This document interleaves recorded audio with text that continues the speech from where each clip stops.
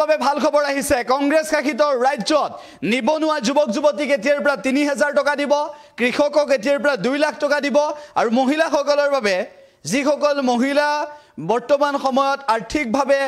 দৰিদ্ৰগ্ৰস্ত সেই সকল মহিলালৈ ঘৰ প্ৰদান কৰিব কংগ্ৰেছ শাসিত ৰাজ্যত ক'ত ক'ত আৰম্ভ কৰিব বিচাৰিছে কিয় জনাব বিচাৰিছো তেলেংগানাত আৰম্ভ কৰিব বিচাৰিছে কৰ্ণাটকত আৰম্ভ কৰিব বিচাৰিছে হিমাচল প্ৰদেশত এনেদৰে আৰম্ভ হৈছে উল্লেখ যে কংগ্ৰেছ শাসিত ৰাজ্যত ইতিমধ্যে নতুন জাগৰণৰ সৃষ্টি কৰিব বিচাৰিছে ৰাহুল গান্ধীয়ে চমক দিছে নিৰ্বাচনী প্ৰচাৰ সভাত ৰাহুল গান্ধীৰ যি ভাষণ আছিল সেই ভাষণৰ পিছত ৰাহুল গান্ধীয়ে আকৌ এবাৰ চমক দিবলৈ গৈছে ৰাহুল গান্ধী এবাৰ যি প্ৰতিশ্ৰুতি দিছিল সেই প্ৰতিশ্ৰুতি কাৰ্যকৰী কৰিবলৈ উঠি পৰি লাগিছে কংগ্ৰেছ শাসিত ৰাজ্য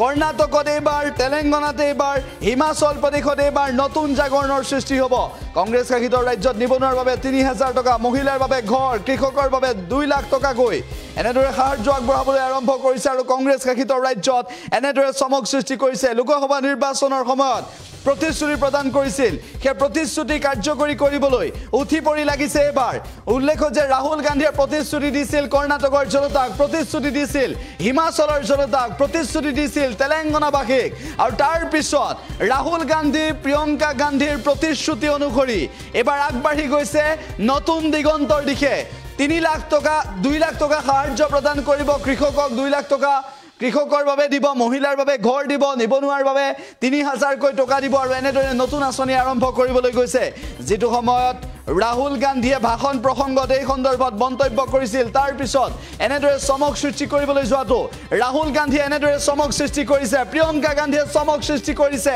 কংগ্ৰেছ শাসিত ৰাজ্যত নতুন দিগন্তৰ ঘোষণা কৰিবলৈ আগবাঢ়িছে আৰু কংগ্ৰেছ শাসিত ৰাজ্যত এনে ধৰণৰ পদক্ষেপ গ্ৰহণ কৰাৰ পিছতেই উৎফুল্লিত হৈ পৰিছে সেই ৰাজ্যৰ জনতা কংগ্ৰেছ শাসিত ৰাজ্যত কেনেদৰে কাম কৰিবলৈ আগবাঢ়ি গৈছে তেলেংগানাবাসীৰ বাবে ভাল খবৰটো হৈছে যে তেলেংগানাৰ জনতাই নিৰ্বাচনৰ সময়ত যি প্ৰতিশ্ৰুতি পাইছিল সেই প্ৰতিশ্ৰুতি পূৰণ কৰিব একেটা সময়তে কৰ্ণাটকৰ জনতাৰ বাবে ভাল খবৰ হৈছে যে ৰাহুল গান্ধীয়ে যি কথা কৈছিল সেই কথা পালন কৰিব হিমাচলৰ জনতাৰ বাবে ভাল খবৰটো হৈছে যে হিমাচলত কংগ্ৰেছৰ জয় জয়কাৰ সৃষ্টি কৰি হিমাচলৰ জনতাৰ বাবে নতুন দিগন্তৰ ঘোষণা কৰিবলৈ তেওঁলোকে চেষ্টা কৰিব আৰু এনেদৰে আৰম্ভ হৈছে এনেদৰে অসমত এনেদৰে